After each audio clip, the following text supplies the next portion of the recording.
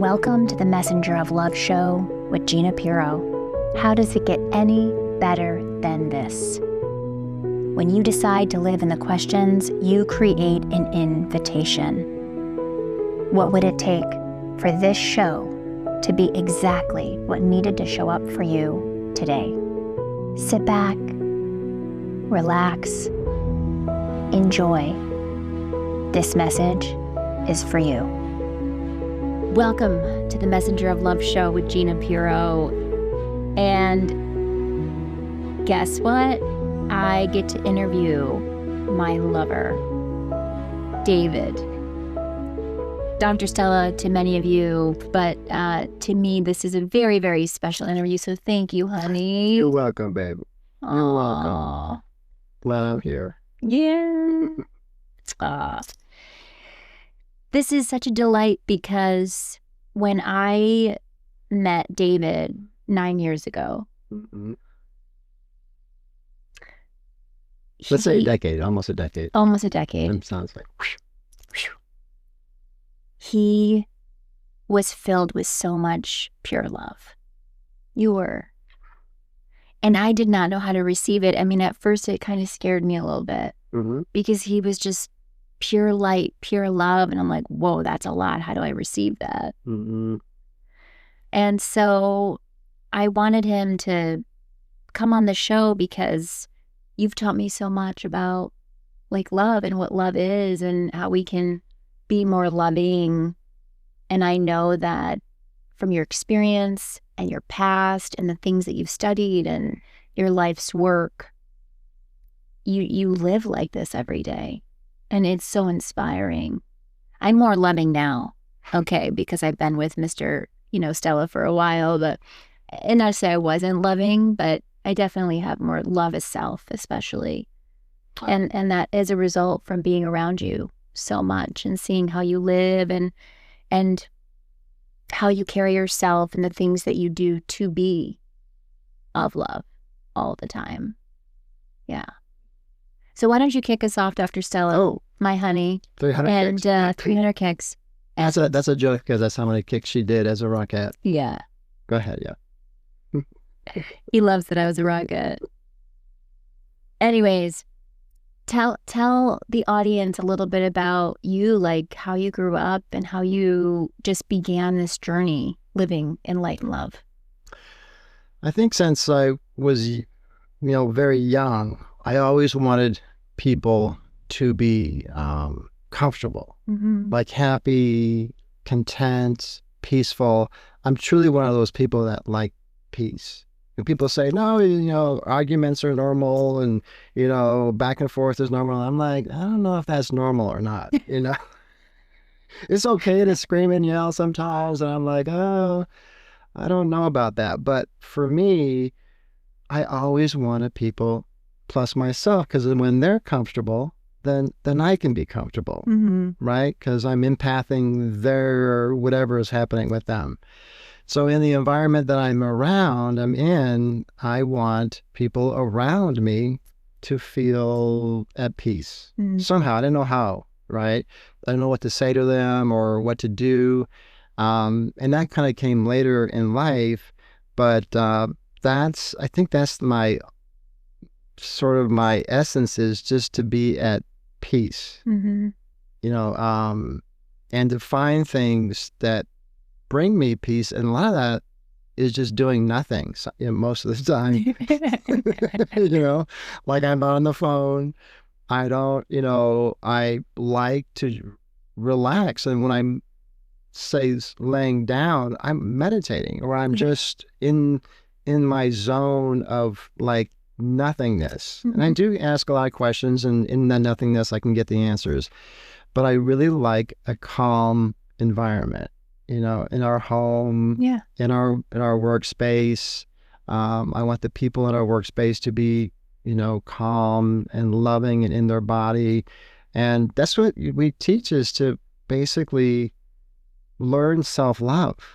And it's been a trick because people think it's selfish to do self-love. If you're a mom and you have to take care of kids and you think you got to take care of the kids, But if you do something on your own, like if you ever seen your mom, go take a retreat, take an hour just for yourself in the afternoon. If the mom were ever to say that, the people would be like, no, there's no time. Yeah, exactly. You chose to be a mom and now you get to take care of your kids. Yeah.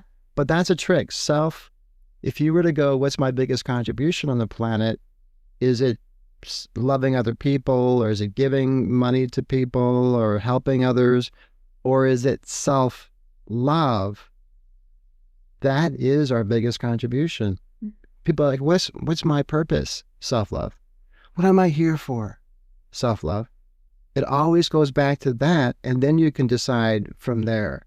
But that is our biggest, as I tested all these different things, and what is our biggest contribution for me, for you, for anyone, it's self-love. Because once we're in that frequency of self-love, then we can be something from there. And if you were to ask yourself, okay, on a scale of 1 to 10, 10 being high, where am I on self-love? I was like a 0, and I just figured this out like 6 months ago. And I'm like, okay, so then I do what I do to get myself up to because we put other people first. We agree to do this, or we agree to listen to somebody that took away our self-love. So as we're getting rid of all these agreements that we've agreed to do or agreed to listen to that keep us away from the core of our self-love. Not self-care, but self-love. You and I talk a lot about self-love and care, and you are such a beautiful invitation for me when I'm in my zone. That zone can be doing a lot, productivity, like go getting it, and you're such a wonderful invitation and a reminder, like, hey babe, on a scale of 10, 10 being the best, where's your self-love today? And I'm like, 2. It's a good awareness. Yeah. It's such a great awareness. And what I would love for you to share, though, because so many people ask, like, what's self-love? How do I get self-love? I think there's so many curiosities about it. And I think there are resources out there on self-love. And yet I think a lot of people are still confused about what that is. So what is self-love for you, and how might someone listening start to just begin the journey of self-love? So going back to rating yourself, like where am I on self-love? Like 1 out of 10, where am I? Okay. So what I did is when I broke this down, I said, so what's in the way of me being in self-love? And that was agreements. That was where I agreed to listen to someone. Okay. Now, if someone criticized me, I agreed to take that into my body, which diminished my self-love for myself. Oh, let's pause. This is good. This is a great teachable moment. Okay.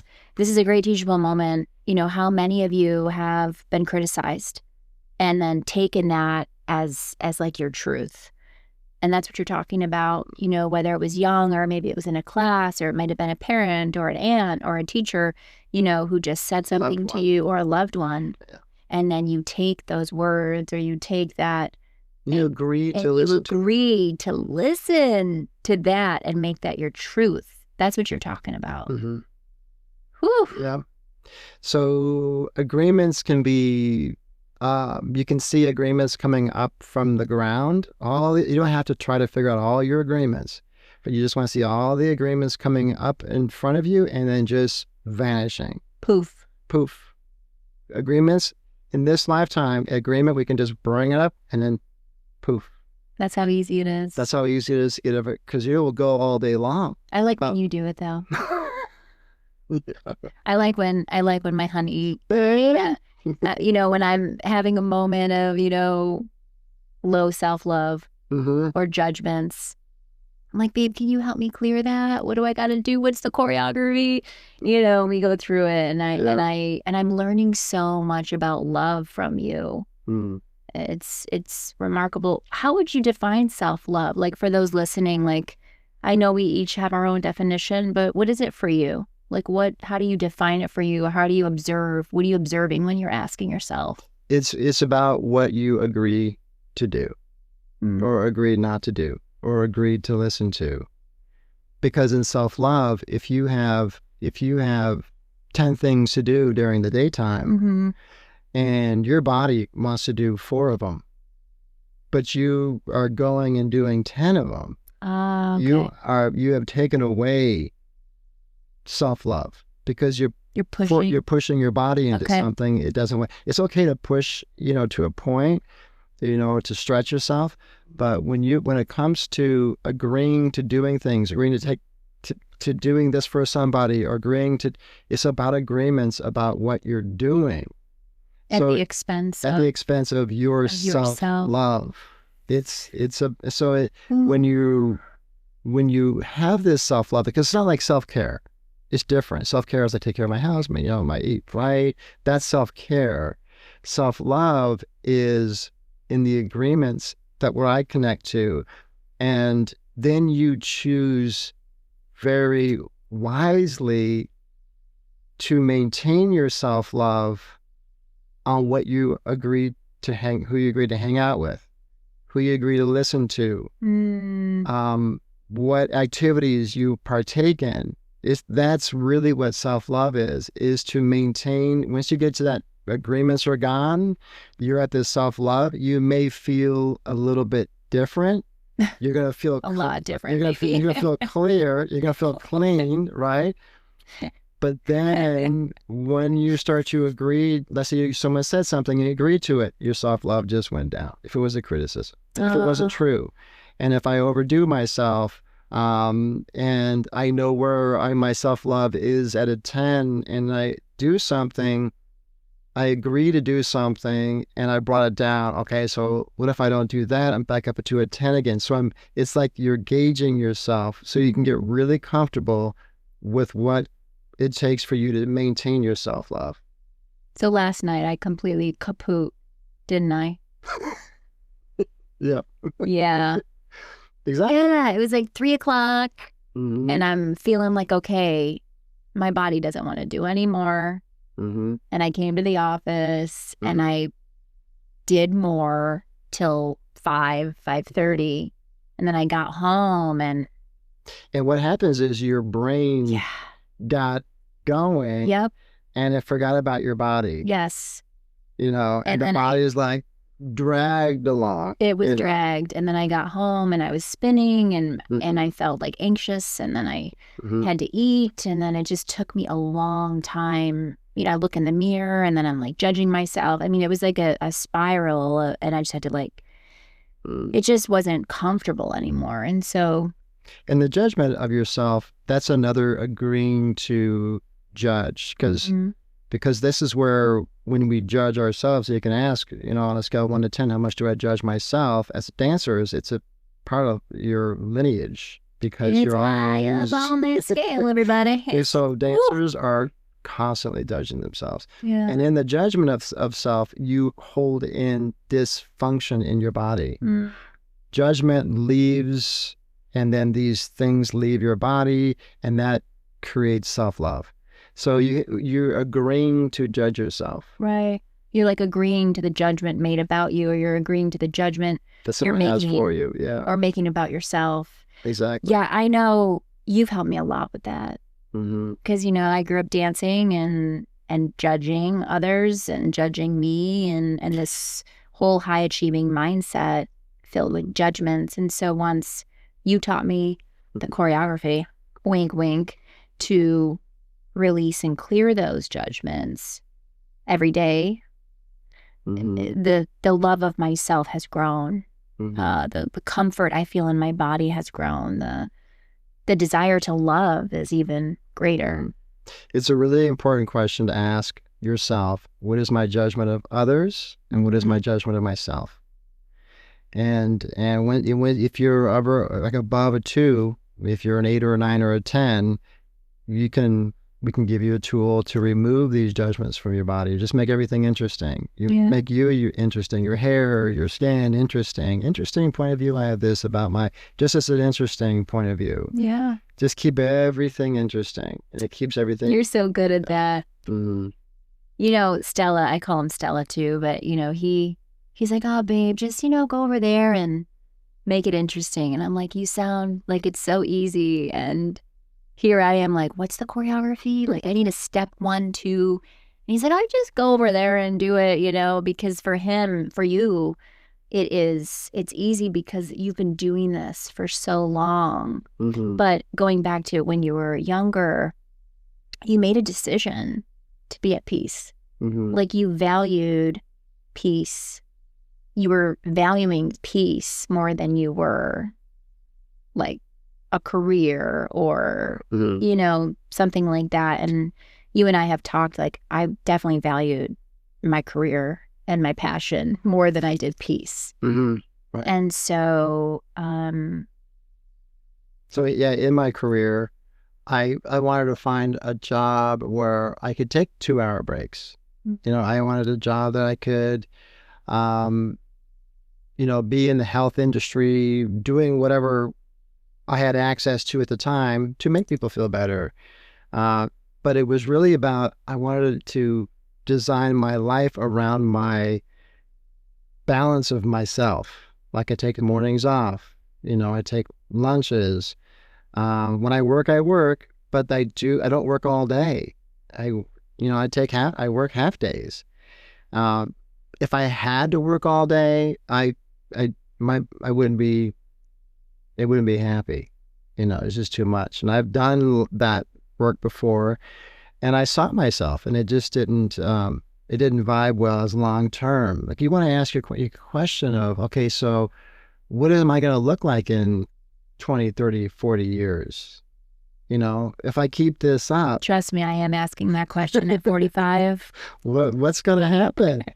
How are my adrenal glands going to look? You know, how's my stomach and body going to feel? Maintaining a pace that doesn't make sense. Because at the end, it's not going to make sense. It's not going to feel good. It's not going to feel good. Yeah. So how do you design your life? And I change my schedule all the time. Yeah. I have people that other chiropractors that are afraid to change their schedule because they'll feel like no one's going to show up. I constantly change my schedule based on what I feel is going to be beneficial for me. Well, we change it maybe not some people change it. I mean, they don't change it ever. Yeah, no, I'm probably 9 to 5, and then they keep it. You know what I'm saying? So yeah, always asking the question of what am I agreeing to maintain, or not going to agree to maintain my self-love at a high level. For those listening, what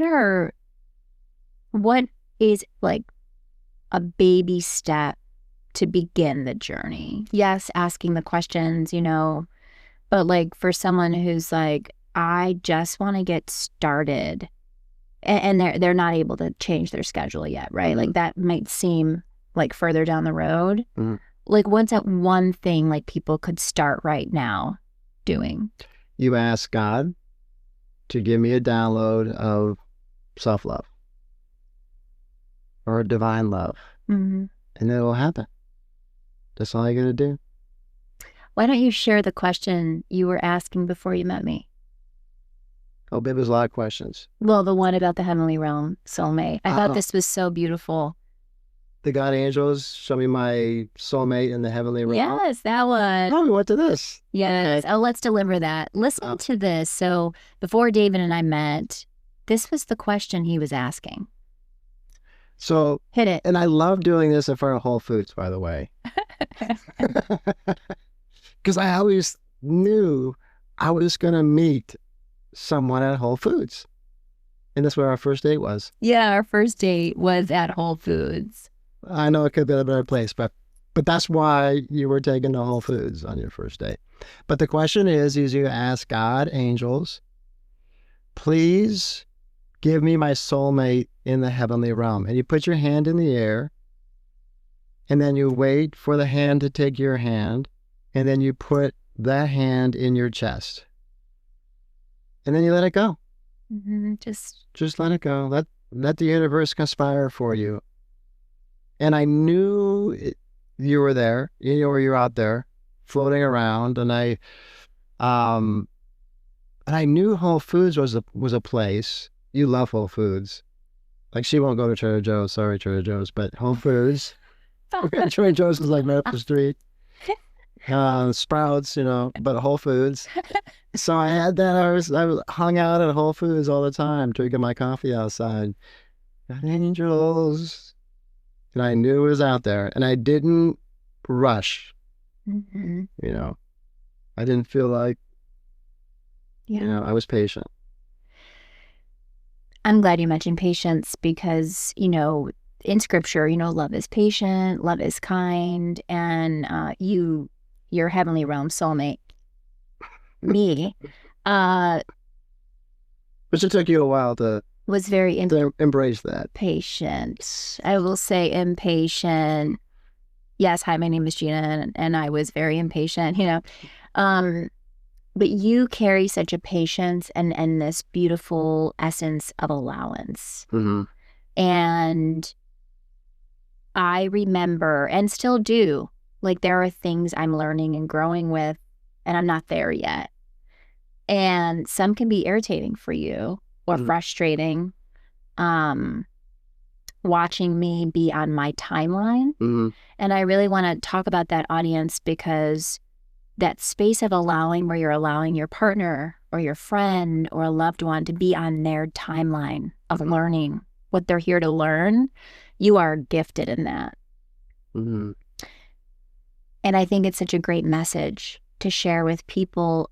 What is one way people can begin to really be in that space of allowing another person, a loved one, to be on their timeline? Because, I even struggle sometimes, with people I love. Like, come on, you need to get this now. Like, get it, and I'm like, Mom, did you get it? Dad, come on.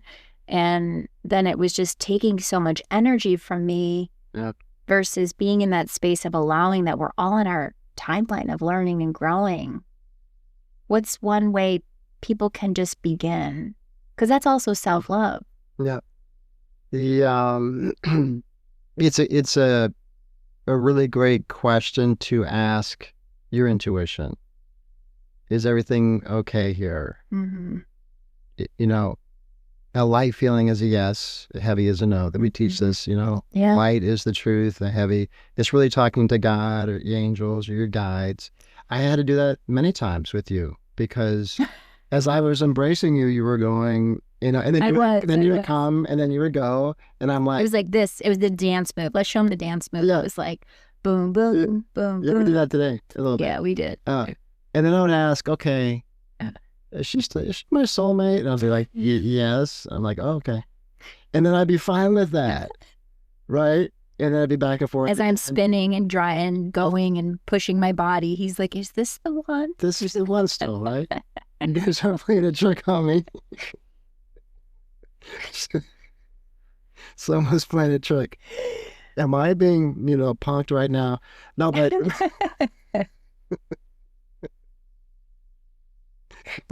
but yeah, asking the question where you're tapping into your intuition. Yeah. Body, if I ask a question, I say yes, give me a light feeling. If it's a no, give me a heavy feeling. We all have intuition. We all have a connection to spirit and God and all that. Start asking questions. Asking you shall receive. Start asking questions in the sense of, am I on my path? Okay. Is my babe on her path? Okay. Are we okay here? Yeah. Is there anything for me to do right now? You're going to get these answers. Yeah. And allowing for your person, the person you're with, to be on their journey. Mm-hmm. And not to make your journey my journey and vice versa. But really allowing you to make learning decisions. Yeah. Where I might say, if you ask me, but I really don't chime in unless you ask me. Mm-hmm. Like, I won't say anything. Same thing with the kids. If they're doing stuff, I'll just go, okay. They're going to be okay? Yep, they're going to be okay. Then they're going to go on their journey. They may cry. They may fall apart. They may get, stronger. But that's our journey. That's their karma. Yeah. And I'm allowing a person to live their karma and their lessons. We have to allow people to learn their individual lessons because that's what they came here for. I have my lessons, so there's a law of the universe. Do not take on someone else's karma, their lessons, their That's pain, helped me a their lot suffering. too. Yeah, because you'll put that on yourself. So like helping people. Helping people, a lot of times, is taking on people's karma. Yeah. And you've especially when they don't ask. Yeah, when they're not asking for help. Disclaimer, do not help those who don't ask for help. Yeah.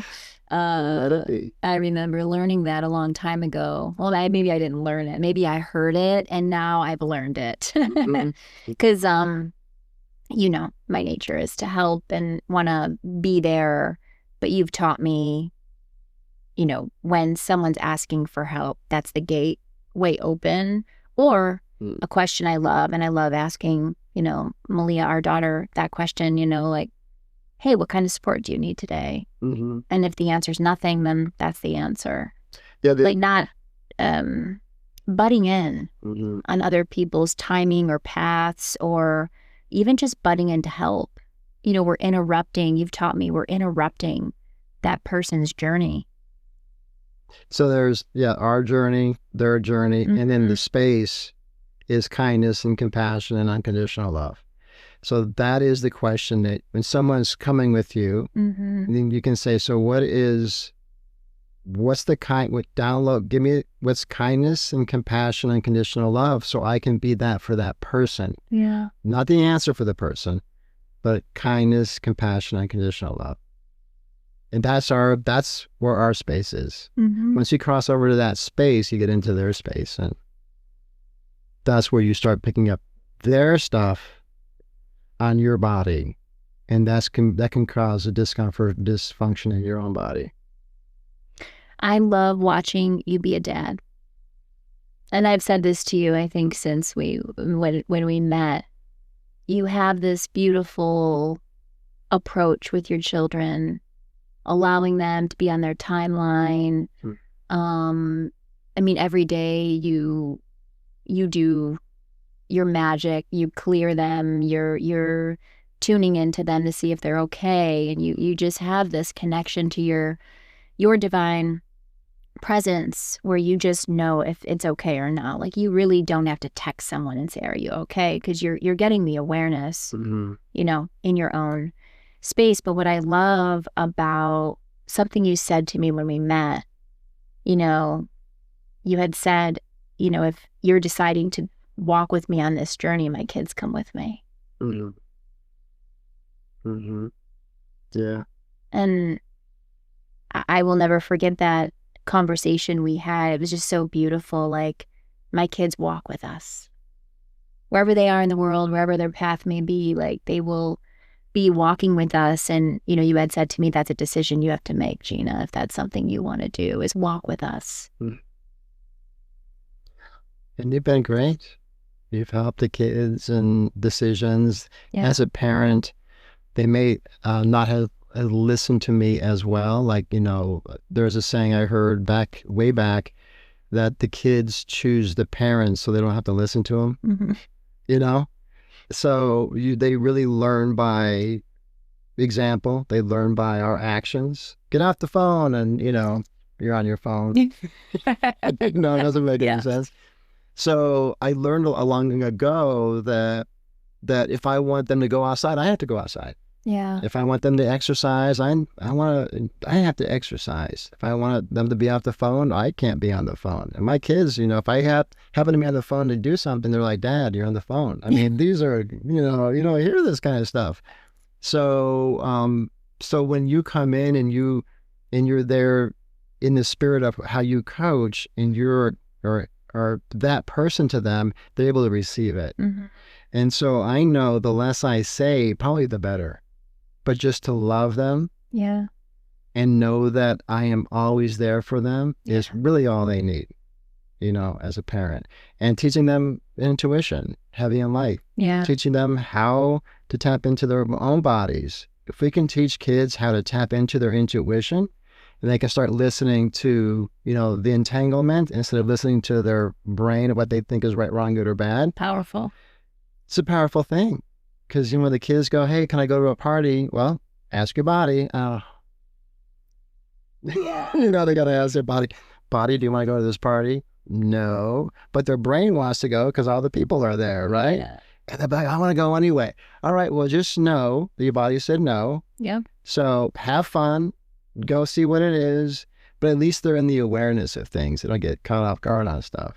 And so when they're in their life and their lessons, it really goes back to, let's ask your body. This is what we do. It's what we do. Yeah. And it helps them tremendously because they're part of the decision-making process. They're making the decision for their own lives. And it's tough. Life has times where we are purging and we are growing. Yeah.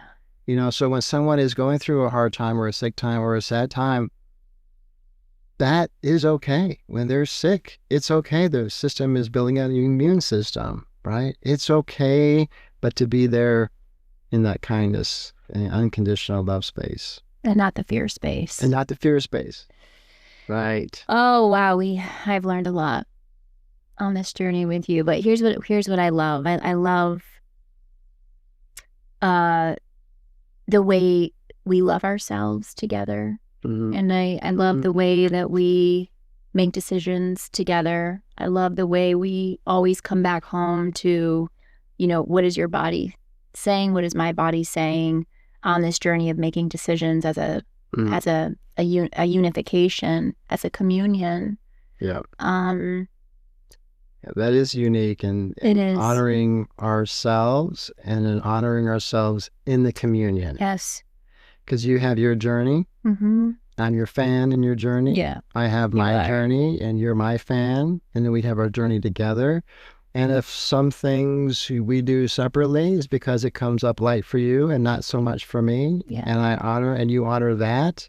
And then sometimes we just do things because it's just like going home to Buffalo. It's just a thing to do. Yeah. You know, it's just a thing to do. So, but we are in the space of honoring ourselves and not projecting or expecting or obligations on ourselves. That's what I love about this, is we're standing up, doing our own, but we have our own support system of how we do things. It's really special. Yeah. It is. Handsome. Oh, beautiful. What's a message? You know, you have so many beautiful messages, but if there was a message you wanted to share with the audience today, what might that message be for them? Ask questions. Ask questions. Ask for downloads of feelings to come into your body. Ask for divine love to be given to you. Ask for, if you have a situation that comes up and it's tough, show me what unconditional love feels like here. I think the more questions that we can ask that can create something beautiful, the better. And it's ask and you shall receive. It is a truth. Ask and you shall receive. And then just be in the awareness of these questions on how they can create more ease and more light and more love in your life. The highest frequency is unconditional love and compassion. Compassion is the high frequency. Mm-hmm. So ask, what does compassion feel like? Ask for these feelings to be downloaded in your body. Ask for forgiveness for everybody feels like. Because in the space of not forgiving, you have this thing called hate. You can't love yourself where that is in there. And you might not even like the word hate, but it could be in there. So ask for forgiveness for everybody and get it all out of your body. There's a lot of messages, but.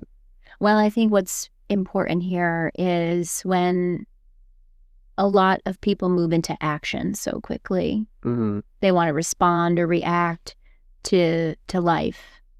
And something that you stand for, that you value, is asking the question. Mm-hmm. And then just being in the awareness instead of feeling like you have to like physically do something all the time. And I love that as step one. Mm-hmm. You know, I'll say, oh, babe, there's an opportunity, you know, what do you feel? And you say, ask. Right? Ask. That's right. Ask, hey, is this opportunity highest and best for me? Body, do you want to be on this adventure? And so you're reminding me to ask first. Mm-hmm. And the easefulness from that space of asking. It's very, very so loving. Mm-hmm. You know? Thank you.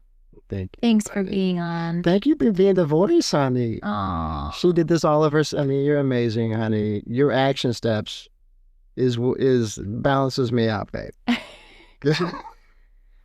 So I appreciate it. No, it is. Yeah, I love it. Because, yeah, I am, audience. I'm like a step go-getter. Let's go. Let's get up at 5 and get after our dreams. And I will tell you, like, that pace all day will only burn me out. And it did burn me out. And it won't allow me, it wouldn't have allowed me to be here in this space where I am now, even producing, this show with our team. And because I wouldn't be able to, so thank you for your contribution. But really, thank you for being the example of love, of calm, of centeredness, of serenity, of unconditional love. I really not hope, but I encourage the world to create more examples like you. Thanks. Because, every time someone hugs David, they're like, oh, he is so calm. And when they hug me, they're like, wow, we got a little boost of energy. So I'm the activator. Anyways, anything else you want to share with our audience or anything else before we come to a close on our message today? I'm good, honey. Thank you. Love you. It's because he has a massage appointment coming up, everyone. I just want you to know that that's coming up. So, Self-love. Self-care. That's self-care. Yeah. So he has some self-care coming up. Well, thank you for being here with us on today's episode with our loving, compassionate, unconditional loving example, Mr. David Stella, my love that I'm so grateful for in this life. And Dr. Stella, to those of you that are that. We will see you next episode with the messenger of love, but we're leaving you with this. Ask. Keep asking the questions and see how easeful your life becomes. See you soon. Thank you for listening to the Messenger of Love show with Gina Pero. We welcome you to explore more possibilities through being a messenger and also through the messages that you have received today. We encourage you to share the message that inspired you the most with someone you love.